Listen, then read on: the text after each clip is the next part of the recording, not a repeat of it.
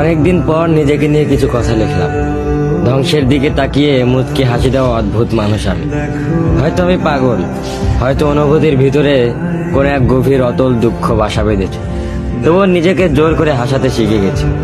যেদিন ভেতরটা একবারে ভেঙে গিয়েছিল, সেদিনও বাইরে থেকে এক চিলতে হাসি মুখে নিয়ে সবার সামনে দাঁড়িয়েছিলাম। কষ্টগুলোকে আমি বন্ধু বানিয়েছি, একাকিত্বকে আপন করে নিয়েছি।